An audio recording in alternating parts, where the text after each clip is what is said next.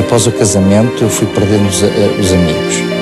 Gradualmente, ela foi-me isolando. Ela tinha sempre que me humilhar, dizer que eu não presto, ou que não sabes fazer, ou não soubeste receber a pessoa, ou não sabes falar. Portanto, há sempre o rebaixar a pessoa. Quer dizer, às tantas a autoestima também começa a ficar um bocado afetada. Com o tempo foram passando situações mais sérias, como querer chegar a casa e a porta estar fechada e ter de voltar para o local de trabalho para dormir no armazém. Penso que é difícil, mas no calor das palavras, ela chegou-me a dizer que teve 25 anos casada à espera que o meu pai morresse para conseguir jogar as mãos ao dinheiro. Eu comecei a ser conhecido na esquadra da Alverca porque quase, se não fosse todas as semanas, era uma vez por mês eu estava lá a fazer uma queixa. A PSP não olha o homem como uma pessoa que, fraca, não conseguiu ter pulso na mulher, não conseguiu dominá-la. Se calhar pensa que talvez lhe tivesse dado 2 papos, a fulana não tivesse feito isso. Quantas queixas é que fez? Creio que ou 14 ou 16. E o que é que saiu dessas queixas? Nada.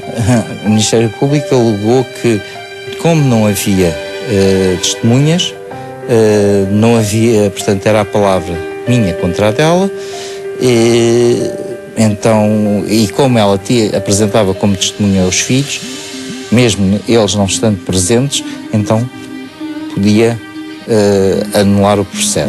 Começou por uma situação verbal, a seguir veio uma frigideira e quando a senhora tentou empunhar a faca, eu tentei com os punhos defender-me, apertando-lhe as mãos, e ela tentou com as mãos, onde pôde nos meus braços esfaquear-me. Isidro, seja muito bem-vindo, muito obrigada por estar aqui hoje connosco, até porque são muito poucos os homens que dão a cara para falar deste tema, e acho que é um ato de coragem fazê-lo, até porque a imagem que depois que se tem de um homem que sofre violência doméstica é: que homem é este que se podia ter defendido facilmente? Quem é que se deixa bater pela própria mulher, digamos assim? E esta é a imagem que passa, portanto, não se considera de todo um homem fraco. Não. Primeiro que eu não podia reagir porque era detentor de licença de uso e porte de arma. Logo aí eu tinha que... Mas pensou nisso várias vezes? Quando era agredido, pensou na sua defesa? Sim, pensei na minha defesa e a maneira como a pessoa se defendeu. A pessoa tem várias maneiras para se defender. Primeiro, depende da agressão que seja. Ou baixa ao nível do agressor ou da agressora. A primeira coisa é não, com a senhora em questão, era não dizer nada. É não baixar ao nível dela? Sim, não vir até onde ela estava. E depois é tentar ausentar-me do local onde estava, que às vezes era difícil porque a senhora barrava o caminho. Nós muitas vezes, quando falamos aqui de violência doméstica exercida sobre mulheres, dizemos: ao primeiro estalo tem que sair de casa. No seu caso, o que é que foi o primeiro estalo? Quando é que sentiu que era vítima de violência doméstica?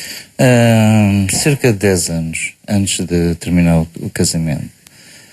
O casamento terminou no dia 25 de 29 de março, decretado por Mas foi um casamento que correu bem no início? Relativamente. Então o que é que começou a sentir? De que forma é que a sua mulher... A pressão de alguém com quem nós vivemos e que não nos dá apoio. Mas o que é que ela lhe dizia?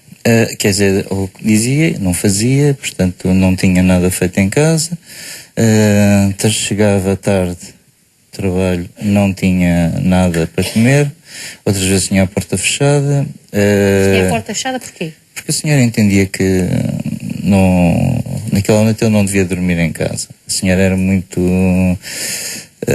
funcionava muito emocionalmente. E depois tinha uma coisa, a senhora não parava em emprego nenhum, o que levava a estar muito tempo em casa. A conclusão, a senhora achava que eu tinha que gerir toda a vida dela.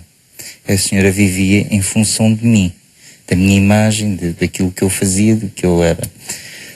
Mas as agressões têm a ver com essa pressão ou depois partem para um outro patamar que é a agressão verbal e mais tarde a física? A agressão verbal. Mas então deixe-me perguntar-lhe uma coisa, se muitas mulheres ao primeiro estalo desculpam os agressores e não tomam uma atitude porque até dependem financeiramente dos agressores, o senhor que era quem ganhava dinheiro, não é, e não tinha problemas financeiros, porque é que aguentou o que aguentou e não bateu com a porta? Por causa dos filhos. Mas hoje percebe que é um erro. Ninguém aguenta um casamento sem harmonia por causa dos filhos. Isso não é um erro do qual eu vinha de um casamento que tinha durado vários anos e onde a violência era constante e eu sabia o que era violência doméstica na pele. Por isso eu tentei que os meus filhos não sofressem essa situação. Mas os filhos foram compliciando todo por fim, mais para o fim. É? Mais para o fim, após a morte do meu pai. E acha que os filhos lhe agradecem o facto de ter ficado em casa? Pelos vistos, os filhos estão do lado da senhora. Sim. Talvez o mais velho não tanto, mas o mais novo sim. E ainda teríamos que ver se somos o filho é dos dois. Mas isso é uma situação que eu sempre fui aguentando, porque a pedido do meu pai e a pedido da avó da senhora, para não meter o processo de divórcio, aguentar que os filhos fizessem a vida deles. Então essa era uma situação conhecida pela família quase toda. Em princípio, por duas pessoas da família. O resto fazíamos quando se reuníamos em família, com os irmãos dela, com as irmãs dela, fazia-se uma peça de teatro. A senhora também vem de uma família ligada ao teatro, portanto tem toda uma tradição em representar. Doutora Cláudia Moraes vai nos ajudar certamente, é psicóloga. Este argumento dos filhos não é mesmo um falso argumento? Não é um falso argumento na medida em que as vítimas no masculino escondem o problema, na maior parte dos casos, efetivamente, para proteger as suas crianças. Mas manter um casamento infeliz, onde há violência, seja verbal, porque é tão forte a violência verbal quanto a física, com o argumento de que não vai haver um divórcio por causa dos filhos, vamos lá aguentar isto até que eles sejam maiores, isto vale a pena? Não vale a pena nem para os próprios filhos. Aliás, sobretudo para os próprios filhos. Sobretudo para as crianças. Vamos esclarecer aqui 2 ou 3 coisas. Em primeiro lugar, nunca compensa manter um casamento infeliz, supostamente em nome das crianças. Muito menos quando existe violência, seja ela física ou emocional. Depois uma outra nota que diz respeito a este crescendo, ou seja, de um modo geral e concretamente na violência sobre os homens, as coisas não são transparentes. A Cristina falava no primeiro estalo. Não são tão visíveis quanto na violência sobre o feminino? Não são visíveis de todo, muitas vezes. Estamos a falar quase sempre de muitos anos de violência emocional, até que se chega à violência física. Normalmente a mulher tenta rebaixar o homem, é isso, durante muito tempo? O rebaixar vem num nível posterior. Inicialmente, a violência pode surgir sob a forma, por exemplo, do isolamento.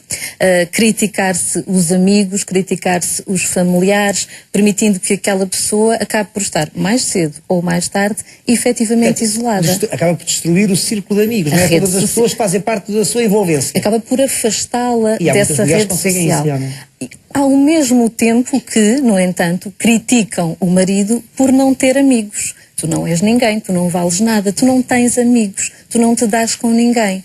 Por outro lado, fazem uma série de exigências e críticas que contribuem para o tal isolamento. Ora, qualquer psicólogo sabe que o isolamento social anda de mãos dadas com os transtornos depressivos. Portanto, nós estamos a falar quase sempre de vítimas que estão deprimidas, que não sabem sequer que estão deprimidas e que estão a sofrer maioritariamente sozinhas. Depois estamos a falar... Até porque têm pudor em assumir essa depressão, esse estado depressivo.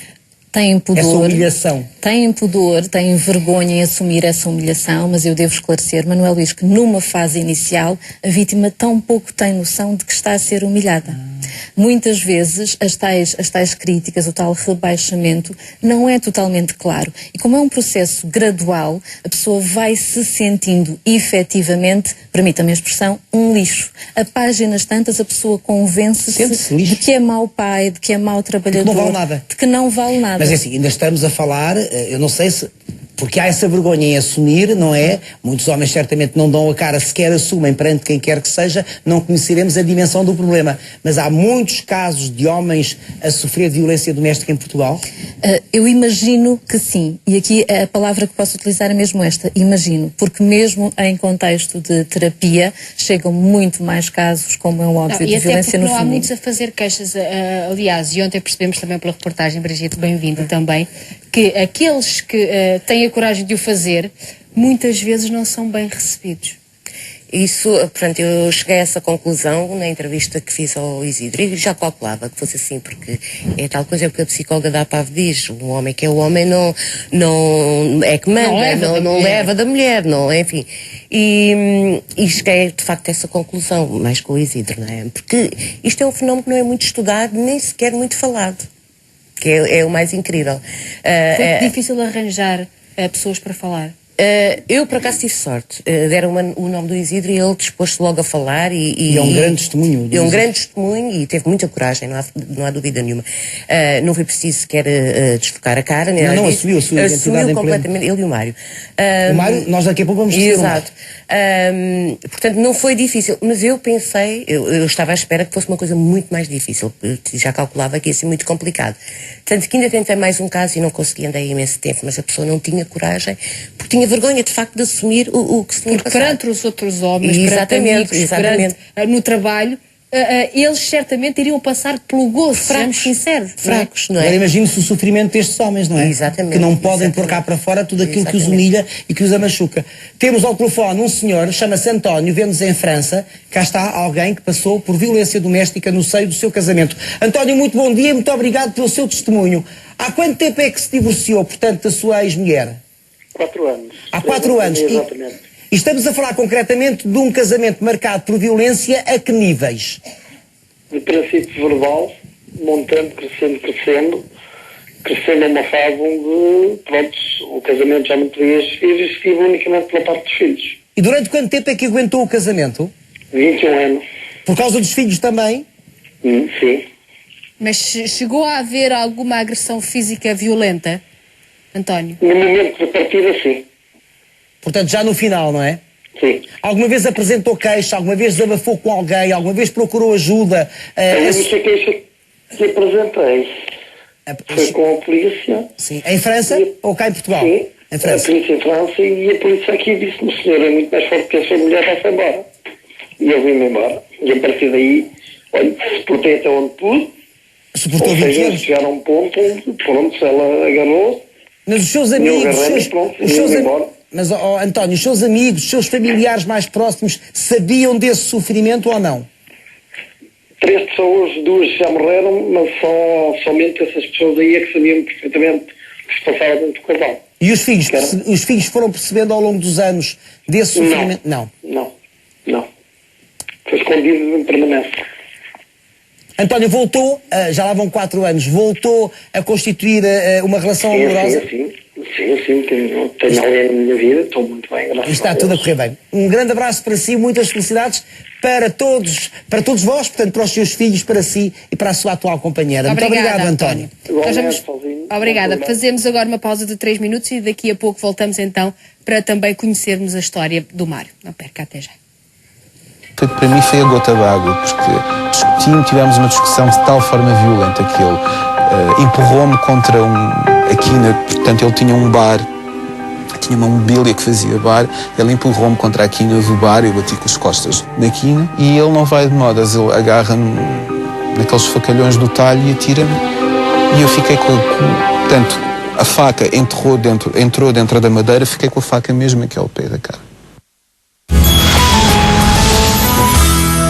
Parecia mesmo 2 faróis agarrados a uma cuba de inox. E aquilo disse que era uma coisa bem acabada, uma coisa boa. De repente começam a ir lá para cima, para a cabeça. E vi logo, vão mais cerejas. Daí fui ao trator, comecei a dar a chave, o motor não pegava, a dar. Vai daí comecei a tirar pedras. Porque aquilo são as cerejas para com Paulo. E está ali investido muitas horas de trabalho para conseguir o novo néctar.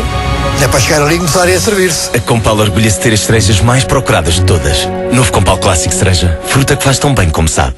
Porquê é que o Yoco Suicinho é tão bom? Porque Yoco é feito com fruta e leite, que tem o cálcio e as proteínas necessários para o crescimento. Crianças, não se estão a esquecer de nada. Os fermentos lácteos, que também são importantes. Yoco é um lanche ideal. Com Yoco, crescer é uma brincadeira de crianças. Da Nestlé. A felicidade é feita de momentos partilhados. Aproveite melhor cada momento da sua vida com as soluções integradas que o Santander Tota desenvolveu especialmente para si. Conte connosco. Santander Tota. Ali funciona consigo.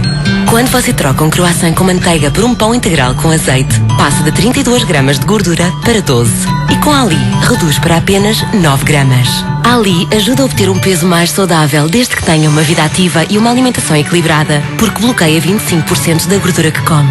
E por cada 2 quilos que perca por sua conta, Ali ajuda a perder mais um. Ali e uma vida saudável. Funciona. Junte-se aos 5 milhões de mulheres do mundo Avon. Quer ganhar dinheiro adicional? Com a Avon pago as minhas contas e ainda me dá para alguns extras. Sem investimento, apenas sonhar e ter força de vontade. Ser a minha própria chefe é o melhor. Seja uma revendedora Avon. Ligue hoje e viva o amanhã. Quem diria que podia ganhar tanto com a Avon? Eu gosto de brincar sem me preocupar. Para a roupa confio em Neo Blanc Gentil, que limpa em profundidade e respeita as cores. Neo Blanc Gentil, a vida de que eu gosto. Razão e emoção, finalmente juntas. Novo Hyundai iX35. O segredo para um cabelo volumoso? A Laca Volume de Pantene Style levanta o cabelo desde a raiz, dando-lhe até 60% mais de volume e proteção. Laca Volume de Pantene Style. A maioria dos portugueses tem uma alimentação desequilibrada. Por isso, a Danone apresenta o novo Sávia de soja. Sávia ajuda-me a equilibrar a alimentação, com proteínas 100% vegetais, sem gorduras animais e toda a cremosidade e sabor que só a Danone poderia oferecer. E é ótimo. Sávia, uma decisão sábia. Já conhece o novo Extril Total? Para uma proteção total da boca, mantém as gengivas saudáveis e fortalece os dentes contra cáries e tártaro. Novo Extril Total. Protege as gengivas e também os seus dentes. Estamos de volta para a conversa sobre este tema. Já vamos ao caso do Mário, que tem contornos aqui muito interessantes, mas diferentes, ainda que seja de violência doméstica que vamos falar. Só que agora temos uma espectadora, a Teresa, que nos vê. Teresa é um nome fictício, que nos vê no Porto e que nos quer falar enquanto no papel de filha. Olá, Teresa, muito bom dia. Bom dia. Portanto, a Teresa é filha de um senhor que é agredido, é isso? Sim. Mas agredido fisicamente, verbalmente? Verbalmente. Podemos dizer que fisicamente só uns encontrões. Sim, mas muitas vezes a agressão verbal magoa ainda mais que a física, não é? Estamos a falar de um senhor com que idade, Teresa, se pudermos saber? 60 anos. E que sofre desses abusos verbais, digamos assim, há quantos anos? Há vários. Talvez nos últimos 5 anos a situação tenha piorado. E piorou por alguma razão particular? A partir da altura em que os meus pais passaram a conviver diariamente porque se reformaram. E o que é que a Teresa começou a notar?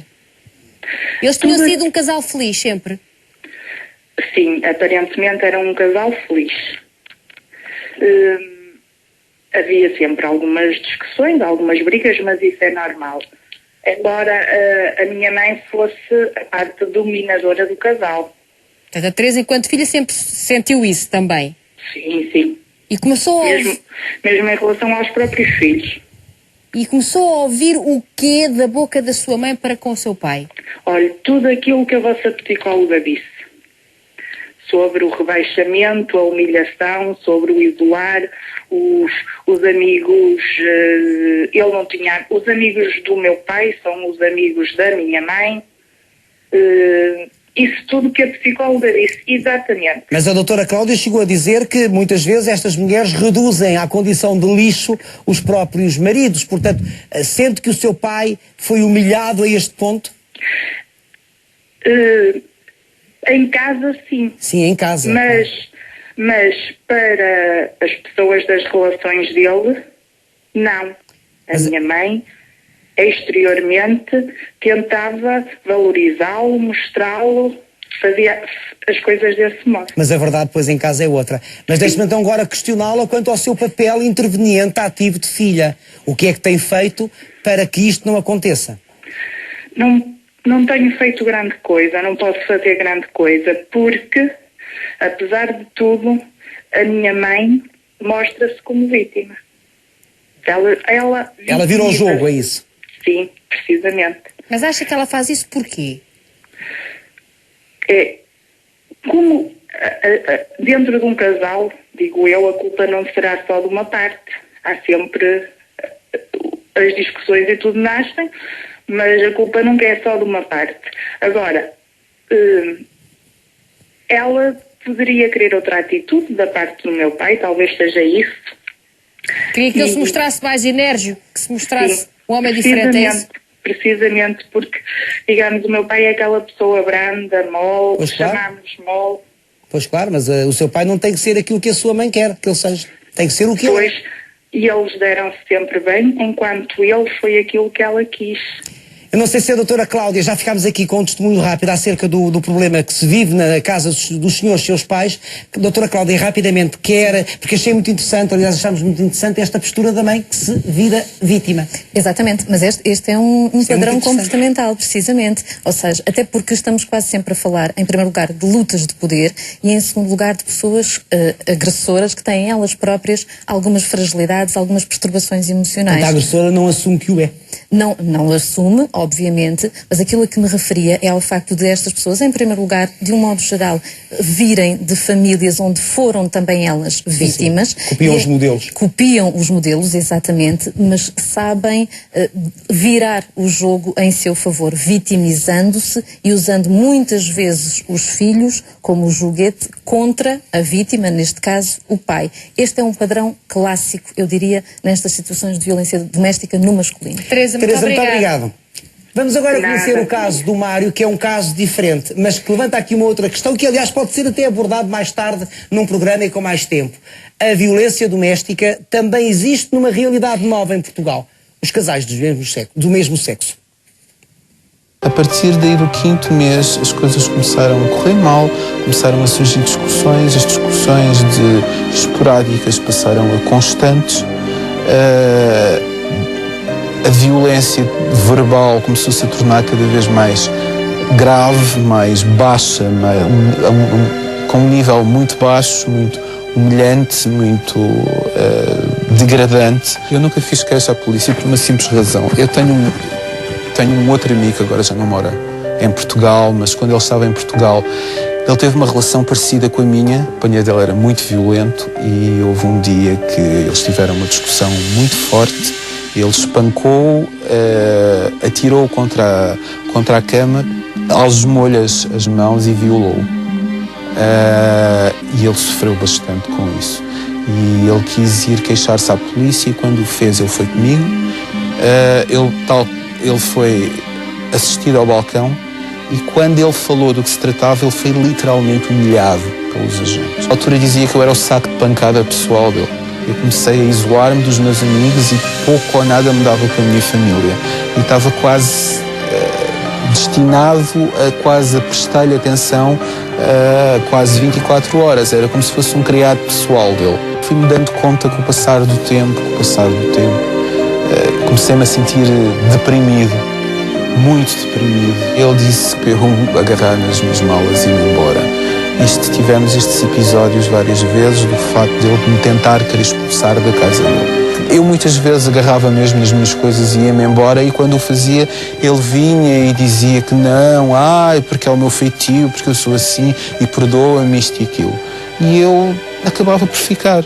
Até que houve um dia que para mim foi a gota d'água, porque tivemos uma discussão de tal forma violenta que ele empurrou-me contra a quina, portanto ele tinha um bar, tinha uma mobília que fazia bar, ele empurrou-me contra a quina do bar, eu bati com as costas na quina, o que fiquei à rasca da coluna, porque eu sofro da coluna, e ele não vai de modas, ele agarra-me naqueles facalhões do talho e atira-me, e eu fiquei portanto, a faca entrou dentro da madeira, fiquei com a faca mesmo aqui ao pé da cara.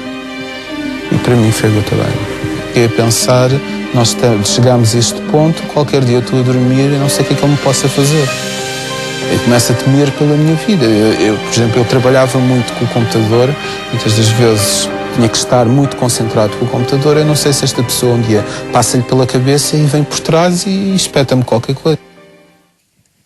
Mário, seja bem-vindo. Muito obrigada também por estar aqui hoje connosco. E o que é que muda numa pessoa que é alvo de violência desta forma? Eu acho que muda tudo. Acho que a pessoa fica completamente aterrorizada. A noção que nós temos da pessoa com quem vivemos começa a ficar completamente distorcida.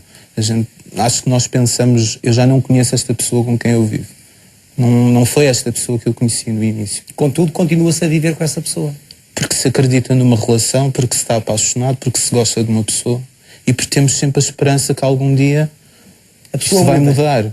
Portanto, numa relação de dois homens, neste caso, há muitas semelhanças com uma relação entre homem e mulher, pelos Claro que há. Completamente. Nas desilusões, no acreditar Exatamente. que a pessoa vai mudar. Sim, é tudo igual. Não pensem que é porque nós somos... eu tive uma relação homossexual que é diferente das relações heterossexuais. As coisas são completamente iguais. Não, é interessante, é um tema interessante. Fala-se muito no medo que as mulheres têm de sair de casa, não é? Que têm sempre medo. Também há medo. Teve medo de sair desta relação? Eu não penso que... Talvez ao princípio tive. Mas depois tive que perder o medo. Aqui. Lá está, como eu... medo de enfrentar o fracasso de uma relação, medo de enfrentar a sua própria solidão, ou medo por parte, sei lá, de ter represálias do outro lado. Medo de ter represálias porque lá para o fim eu já estava com medo do que é que ele me podia fazer. E também medo de enfrentar o fracasso de uma relação que eu acreditei piamente quase durante 2 anos. Fica-se mais frágil emocionalmente, ou seja, é difícil partir agora para uma nova relação, ou passou e a pessoa que vier a seguir é uma pessoa diferente? Quer dizer, tenta-se levar a vida adiante, mas fica-se mais frágil, mais desconfiado. E nós ficamos sempre com medo que a próxima relação, a próxima pessoa que esteja consigo vai-lhe fazer o mesmo. E você já não confia tanto na próxima pessoa com quem você vai ter uma relação. Fica-se sempre fragilizado com uma relação assim. Doutora Cláudia, é interessante verificar que o casamento, ou que a relação, ponhamos as coisas nestes termos, entre dois seres do mesmo sexo, tem as mesmas virtudes e os mesmos defeitos de uma relação entre pessoas de sexos diferentes. Exatamente. De resto, as palavras que eu ouvi da boca do Mário são exatamente aquelas que eu ouço tantas vezes da boca de tantas mulheres. Ou seja, eu estava apaixonado, eu acreditava na mudança, eu tinha esperança que aquela pessoa pudesse mudar, eu corrigiria, se me permite a presunção, corrigiria o Mário. O Mário estava apaixonado, mas estava mais apaixonado por esta pessoa do que por si mesmo. Porque estas situações... Estava apaixonado por uma imagem de alguém que afinal não era assim, tal e qual, não é? Mas estas situações traduzem sobretudo uma imensa falta, não apenas de autoestima, mas de amor próprio.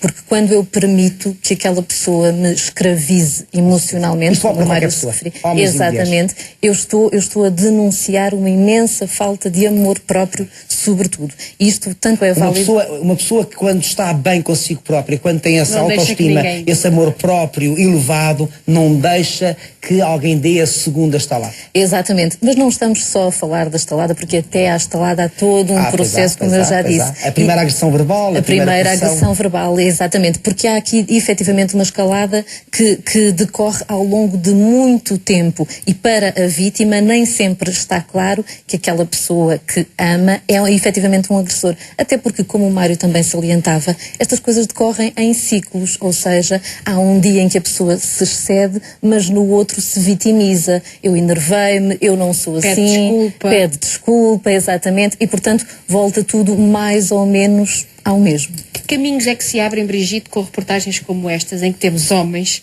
que dão a cara e que assumem os problemas que viveram? Pelo menos dar a conhecer esta realidade, não é? E sobretudo o que eu acho importante é dizer a todas as vítimas de violência doméstica para se queixarem.